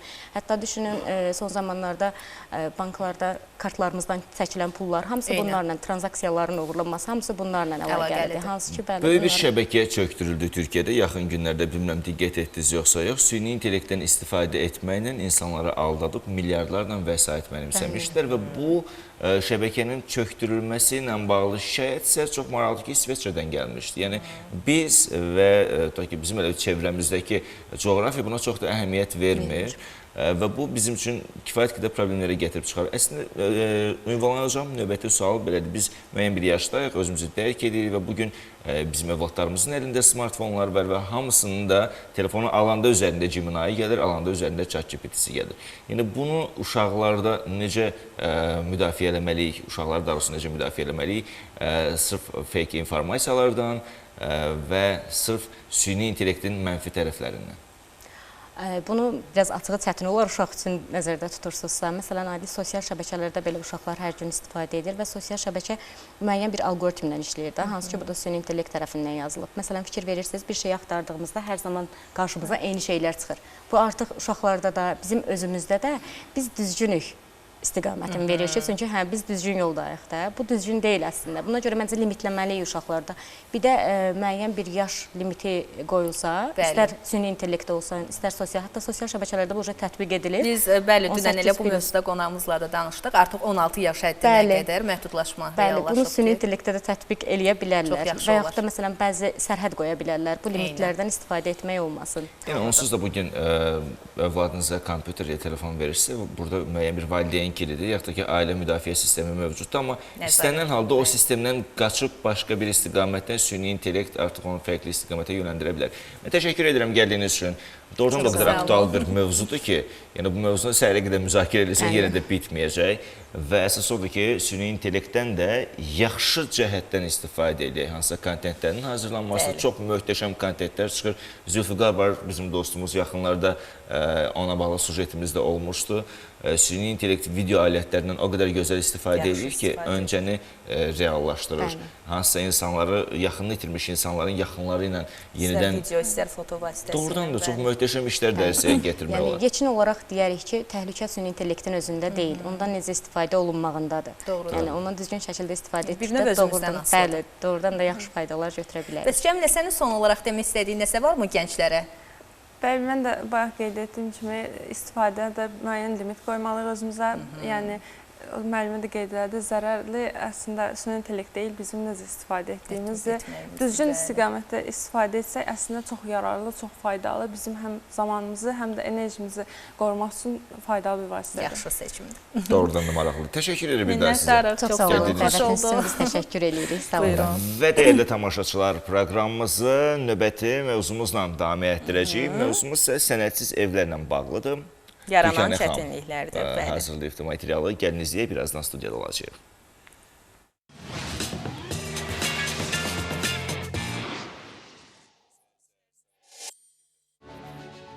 Sənədsiz evlərin qeydiyyatı və hüquqi statusunun müəyyənləşdirilməsi uzun illərdir aktual məsələlər sırasında yer alır. Bir çox ailələr yaşadıkları əmlakları üzərində hələ də tam hüquqa malik deyillər. Mütəxəssislər bildirirlər ki, sənədsiz evlərin yaranmasının müxtəlif səbəbləri var. Bələdiyyənin torpağında vətəndaş inşa edibdir, heç bir sənədləşmə aparılmadan və yaxud da təyinatına uyğun olmayan torpaq sahəsinin sənədin olmasına baxmayaraq, yaşayış təyinatına uyğun olmadığından həmin yerdə yaşayış evi inşa edilmişdir ki, həmin yerində sənədləşməsi mümkün deyil. Və yaxud da digər məsələlər, yüksək gərginlikli elektrik xətlərinin altında və yaxud da deyək ki, kommunikasiya xətlərinin mühafizə zolağında tikilmiş evlər vardısa, bunların da sənədləşməsində müəyyən çətinlik yaranır. Qeydiyyata alınmamalı evlərin əsas hissəsi, Naxçıvan Muxtar Respublikasında əsas hissə düşür yüksək gərginlikli elektrik xətlərinin mühafizə zolağında olan evlərdir. Digər tərəfdən bir məsələ də son vaxtlar bizi narahat edir. Narahat edən məsələdən odur. Vətəndaş torpaq sənədi, mülkiyyət sənədi vardı, layihə təsdiq edildi, yaşayış evini tikildi. Lakin tikdiyi layihə əksər hallarda bəzən görürsən ki, layihə uyğun tikilməyibdir. Və yaxud da torpaq sahəsinin sərhədlərindən kənara çıxaraq tikildi. Bu hallar da yenə də vətəndaşlar üçün müəyyən problemlər yaradır və eyni zamanda həmin əmlakların qeydiyyata alınmasını çətinləşdirir. Əmlakın hüquqi statusunun olmaması vətəndaşları qeydiyyat, kommunal təminat, vərəsəlik və alqı-satqı kimi fundamental mülkiyyət hüquqlarından məhrum edir. Nəticədə mülklərin bazar dəyəri 20-30% ucuzlaşır. Banklar onları girov qəbul etmir və bu mülklər iqtisadi fəaliyyət üçün kapitala çevrilə bilmir. Var hüquq təsdiq edici sənədi olmayan evlər, var ümumiyyətlə hüquq verici sənədi olmayan evlər. Hüquq təsdiq edici sənədi olmayan evlər olur ki, vətəndaşların, xüsusən də qeyd edək ki, Naxçıvan şəhərinə birləşmiş kənd yaşayış məntəqələrində, ümumiyyətlə rayonlarda olan kənd yaşayış məntəqələrində bir çox evlər var ki, bunların hüquq təsdiq edici sənədləri yoxdur. Yəni onlar hüquq verici sənədləri olsa da belə, yekunda daşınmaz əmlakın dövlət reyisindən çıxarış almadıqlarından həmin əmlaklarla bağlı onların hüquq təsdiq edici sənədləri yoxdur. Həmin evlərin sənədləşməsində heç bir problem yoxdur. Həmin evlərin sənədləşməsi üçün hüquq sahibləri əgər həmin tikililər 2013-cü ilin yanvarın 1-dən əvvəl tikilmişsə, yəni Şəhərsalma Tikinti Məcəlləsi qüvvəyə minməmişdən əvvəl tikilmişsə, yalnız torpağa mülkiyyət hüququ haqqında sənədi təqdim etməklə evlərin sənədləşməsi, yox əgər Şəhərsalma Tikinti Məcəlləsi qüvvəyə mindikdən sonra, yəni 2013-cü ilin yanvarın 1-dən sonra tikilmiş tikililərdirsə, həmin tikililər üçün məlumatlandırma icraatının yerinə yetirilməklə tikililər üzərində mülkiyyət hüququnu əldə etmiş ola bilirlər. Mülkiyyət hüququ olmadan vətəndaşlar həmin əmlaklar üzərində heç bir əqd yerinə yetirə bilmirlər, bağışlama və yaxud da alqı-satqı əqdləri yerinə yetirə bilmirlər. Eyni zamanda həmin əmlaklarla bağlı girov qoyub hər hansı bir əməliyyatı yerinə yetirə bilmirlər. Eləcə də onların vərəsələri həmin əmlaklarla bağlı sonra böyük bir problemlərlə rastlaşırlar ki, həmin əmlaklarla bağlı vərəsəlik açıla bilmir və digər məsələlər ortaya çıxır ki, ona görə də vətəndaşlara tövsiyəmiz, məsləhətimiz ondan ibarətdir ki, ilk növbədə dediyimiz kimi, əmlaklar üzərində mülkiyyət hüququnu qeyddən keçirsinlər. Ondan sonra digər məsələlərin halında özləri və ondan sonraki vərəsələri heç bir məhdudiyyətlərə və ya əziyyətlərə qatlaşmasınlar.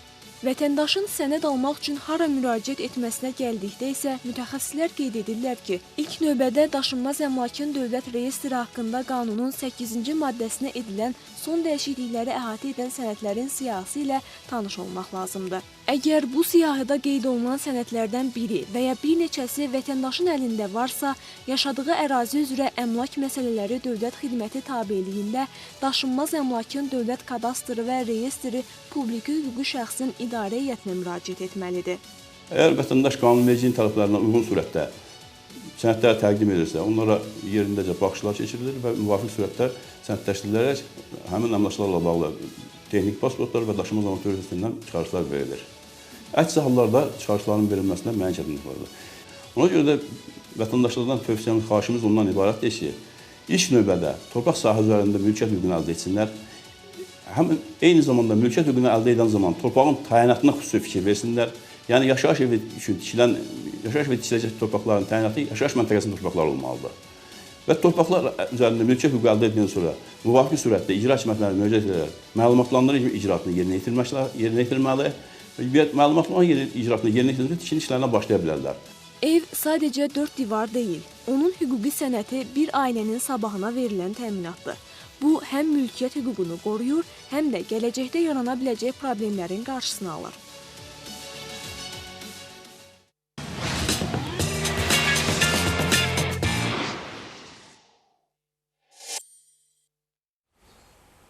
Məncə, hər şeyi qaydasında etmək, sənədləşdirməni düzgün vaxtında etmək şərtdir. Çünki sonraki müddətdə niyə belə oldu, niyə bizim evin qazını çəkmədilər, işığını çəkmədilər, suyunu Problem də çəkmədilər deməmək. artır, vaxtdan da gedir, özlərinə də çətinlik yaradırlar. Odur ki, bu kimi məsələləri hər zaman nəzərinizdə saxlayın və sənədsiz evlərin də hansı çətinliklər yaratdığının da şahidi olduq. Yəni, burada proses əslində çox sadədir.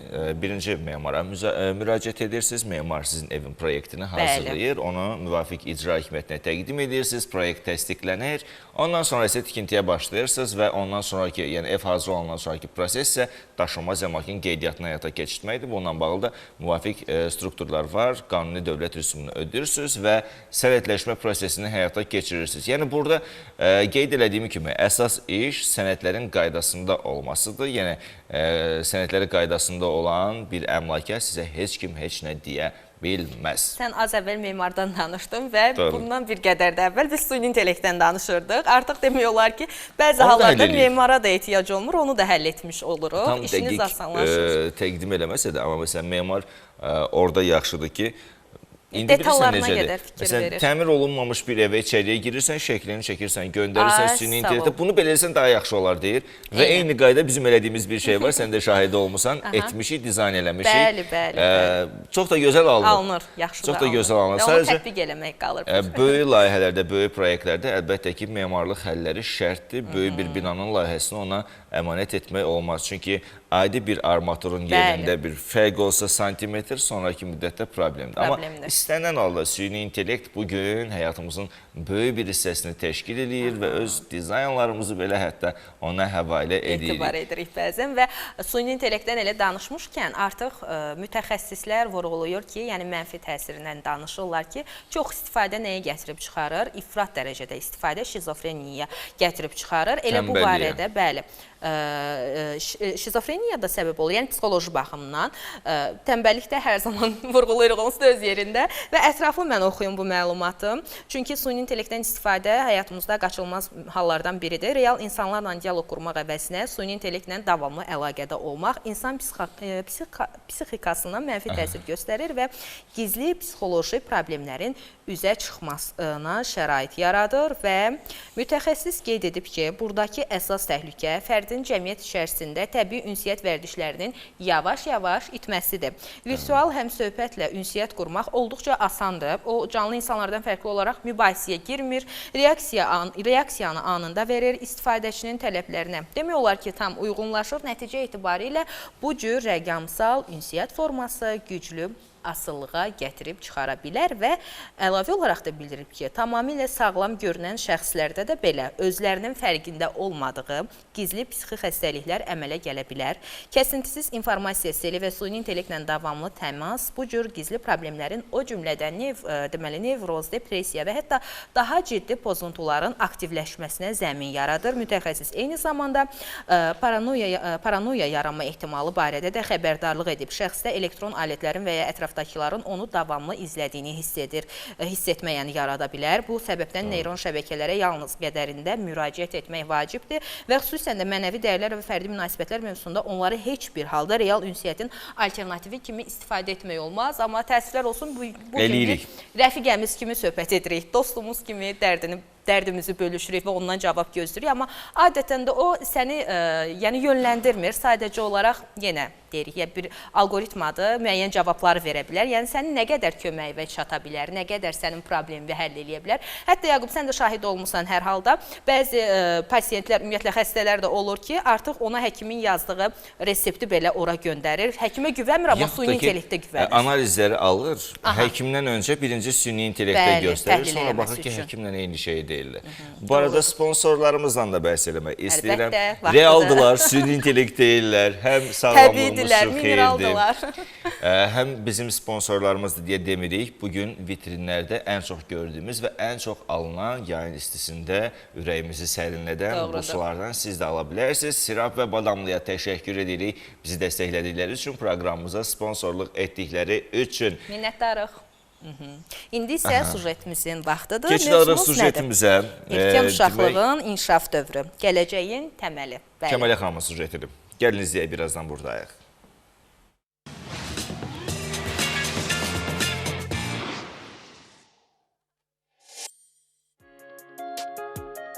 Erkən uşaqlıq dövründə uşaqda beynin sürətli inkişafı, bacarıqların formalaşması ilə yanaşı müəyyən vərdişlərə yiyələnmə qabiliyyəti də ortaya çıxır.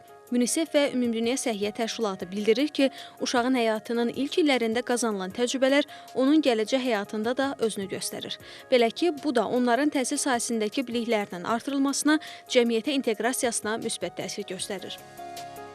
Biz bəzən elə düşünürük ki, insan həyatının əsas dönəmlərindən biri məktəbdən sonraki dövr və universitet həyatıdır. Lakin insan ontogenezinin ən əsas dövrlərindən biri uşaqlıq dövrüdür. Biz uşaqlıq dövrünü bir neçə yerə, bir neçə qola ayırırıq və bunlardan ən həssas olanlarından biri isə erkən uşaqlıq dövrüdür.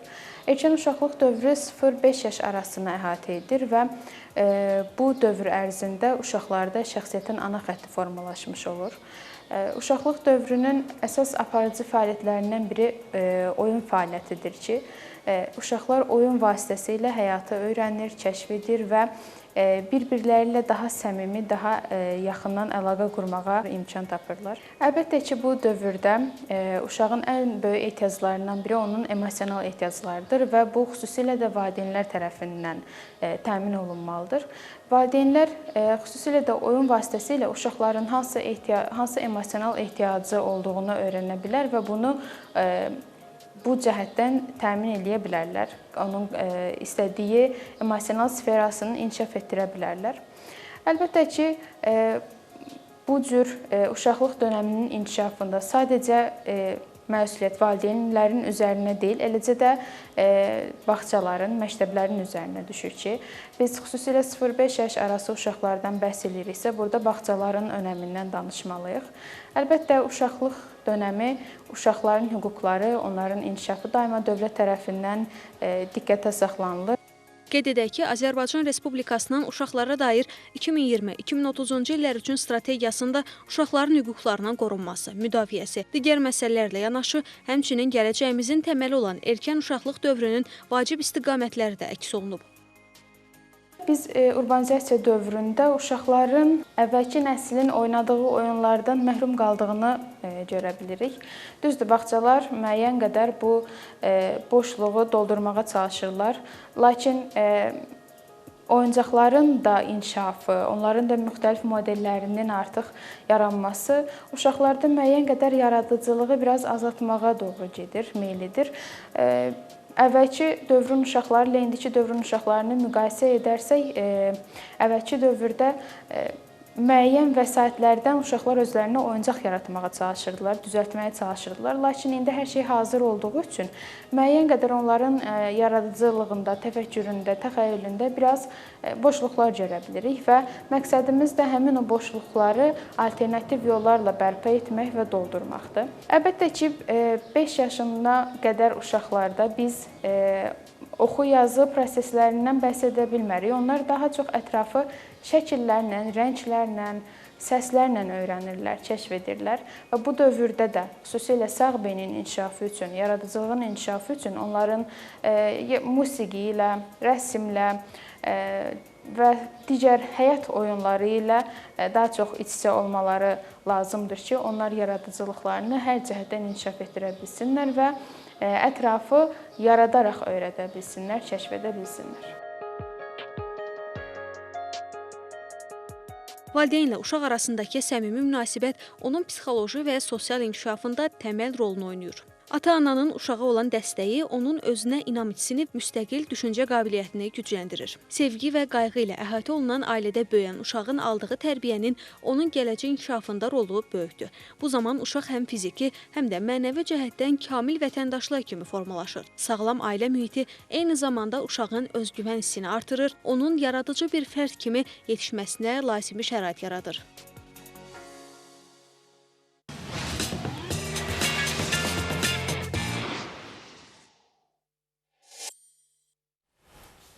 Yəni, hər cəhətdən diqqət etməkdə fayda var. Ümumiyyətlə, dövr diqqət tələb edən bir dövrdür və istər övladlarınıza qarşı, xüsusən də onların cəmiyyətə inteqrasiyası, bundan əlavə isə intellektual inkişafı baxımından edəcəyiniz, verəcəyiniz düzgün qərarlar onların gələcəklərini hesablamağa köməklik göstərəcək. Doğrudur. Proqramımızı yekunlaşdırırıq artıq. Ümid edirik ki, hər birinizin könlüncə bir proqram təqdim etdik. Yeni gündə görüşmə ümidi ilə bugünlük təbii ki, sizinlə sağollaşırıq. Özünüzə yaxşı baxın, sevdiklərinizi qoruyun və Naxçıvan televiziyasını elə izləmədə də qalın. Görüşənədək. Hələlik.